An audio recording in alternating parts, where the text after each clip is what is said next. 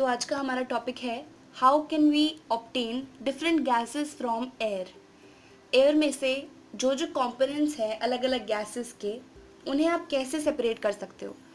तो हम जानते हैं कि air is a mixture of different gases like oxygen, nitrogen, carbon dioxide, argon. तो ये जितनी भी गैसेस हैं ये एयर के कंपोनेंट्स हैं, है कि नहीं। इन्हीं सब कंपोनेंट्स के मिक्सचर से एयर बनी है। अब सवाल है कि एयर में से oxygen, nitrogen, carbon dioxide, argon, इन सभी कंपोनेंट्स को किस मेथड से अलग किया जाएगा। ठीक है, आप जानते हो कि एयर एक गैस है, ठीक है, गैसियस स्टेट में एग्जिस्ट करती है। तो आप इस एयर में से अलग अलग गैसेस को कैसे निकालोगे। तो ये वाला सेपरेशन भी होगा फ्रैक्शनल डिस्टिलेशन की मदद से। फ्रैक्शनल डिस्टिलेशन प्रोसेस को हमने बहुत अच्छे से समझा था। आपको याद होगा फ्रैक्शनल डिस्टिलेशन हम क्यों यूज़ करते थे, दो मिसिबल लिक्विड्स को सेपरेट करने के लिए। मिसिबल लिक्विड्स मतलब जो आपस में अच्छे से डिज़ोल्व्ड हैं, घुल मिल गए हैं, ऐसे लिक्विड्स के मिक्सचर को सेपरेट करने के लिए हम फ्रैक्शनल डिस्टिलेशन का यूज़ करते थे। क्या क्या करते थे हम ऐसा फ्रैक्शनल डिस्टिलेशन में कि मिसिबल लिक्विड सेपरेट हो जाते थे। हम क्या करते थे, हम मिसिबल लिक्विड्स को हीट प्रोवाइड करते थे। तो ये जो मिक्सचर था इसमें एक ना एक कंपोनेंट तो ऐसा होगा जिसका बॉइलिंग पॉइंट थोड़ा कम होगा दूसरे के कंपैरिजन में, है ना। बॉइलिंग पॉइंट कम मतलब वो थोड़े कम टेम्परेचर पे ही वेपर्स में कन्वर्ट हो जाता होगा।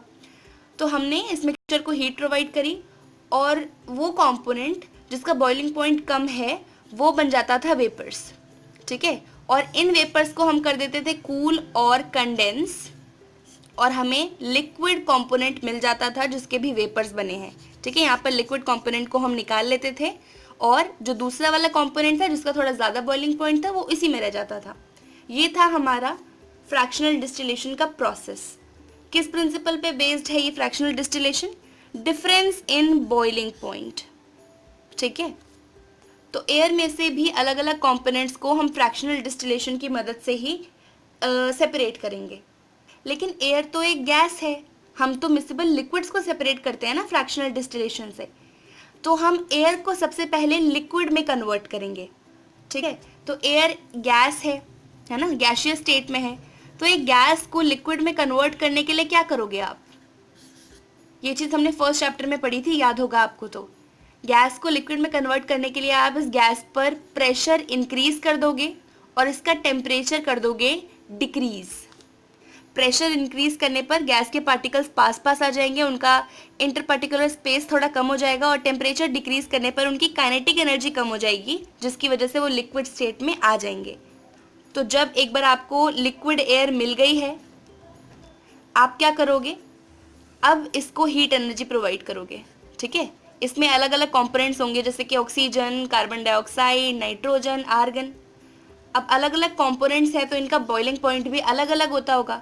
तो जिसका सबसे कम बॉइलिंग पॉइंट होगा उसके वेपर सबसे जल्दी बन जाएंगे, फिर हम उसे सेपरेट कर लेंगे। ठीक है, फिर हमारे पास मान लो एक कंपोनेंट गायब हो गया, तीन बचे, फिर इसको दोबारा से हीट करेंगे, जिसका बॉइलिंग पॉइंट कम होगा वो वापस से वेपर्स बनने लग जाएगा। ऐसे करते करते हम सबको सेपरेट कर लेंगे। तो एयर में से अलग अलग कंपोनेंट्स को सेपरेट करने के लिए हमारा एपरेटस कुछ इस तरह से दिखेगा। तो देखो यहाँ से जो हमारी एयर है जिसमें से हमने अलग अलग कंपोनेंट्स को सेपरेट करना है वो अंदर गई। ठीक है, यहाँ से एयर अंदर गई।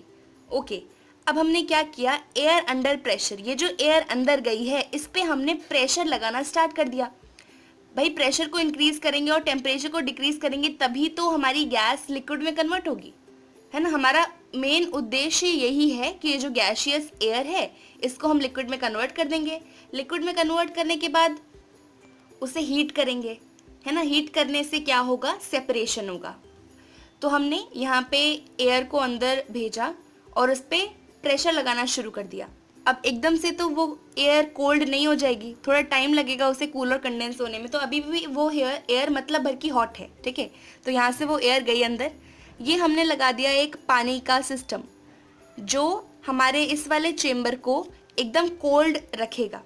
तो यहाँ से फ्रीजिंग कोल्ड वाटर अंदर जाता है और यहाँ से बाहर जाता है। ठीक है, यहाँ पर होगा कुछ सिस्टम ऐसा करके जो बार बार फ्रीजिंग कोल्ड वाटर अंदर जाता होगा और दूसरा पानी बाहर। मतलब ये वाला चेम्बर हमारा कोल्ड है तो हॉट एयर इधर से आई, इस चेम्बर के कांटेक्ट में आने पर वो हॉट एयर हो गई कूल एंड कंडेंस हो गई, और यहाँ से कोल्ड और कंप्रेस्ड एयर बाहर निकल गई। अब यहाँ पर लगा दिया हमने एक सेपरेटर। ये जो कूल और कंप्रेस्ड एयर थी, इसमें से हमने कार्बन डाइऑक्साइड को यहीं पर सेपरेट कर लिया, ठीक है। फिर इसमें से कार्बन डाइऑक्साइड निकल गई, एयर में से बची लिक्विड एयर हमारी। अब लिक्विड एयर में से और भी कंपोनेंट्स अलग करने हैं। कार्बन डाइऑक्साइड यहाँ पर हो गया ड्राई आइस की फॉर्म में सेपरेट। लिक्विड एयर को और आगे भेजा, यहाँ पर फिर से उसमें फ्रैक्शनल डिस्टिलेशन कराया गया। कैसे? इस लिक्विड एयर को कराया गया होगा हीट, और जिस कंपोनेंट का बॉइलिंग पॉइंट कम होगा उसके वेपर्स बन गए होंगे। तो यहाँ से हमने नाइट्रोजन और आर्गन को कर लिया सेपरेट, और हमारे पास सिर्फ और सिर्फ लिक्विड नाइट्रोजन बची।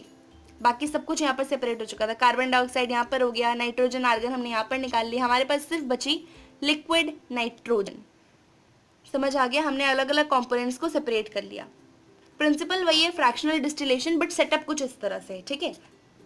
ईजी है ये बहुत। एनसीईआरटी से इस चीज़ को एक बार रीड आउट ज़रूर कर लेना। तो हमारा ये टॉपिक भी हो गया ख़त्म, मतलब कि एयर में से अलग अलग कंपोनेंट्स को कैसे सेपरेट करेंगे वो हमने समझ लिया है। अब आगे आने वाले वीडियोस में हम देखेंगे एक इम्प्योर कॉपर सल्फेट के सैंपल में से आप प्योर कॉपर सल्फेट कैसे निकालोगे, ठीक है। क्रिस्टलाइजेशन प्रोसेस की मदद से निकालोगे। फिर हम पढ़ेंगे क्रिस्टलाइजेशन वगैरह क्या होता है, उसके एप्लीकेशंस क्या है, कहाँ कहाँ पे यूज़ होता है। फिर उसके बाद हमारा जो टॉपिक आएगा वो होगा फिजिकल चेंज, केमिकल चेंज, और फिर चैप्टर का आखिरी टॉपिक एलिमेंट्स और कंपाउंड्स। ओके, तो इस वीडियो को इतना ही रखते हैं और आपसे मिलते हैं आगे आने वाले वीडियोज़ में। तब तक के लिए bye bye, take care, have a great day.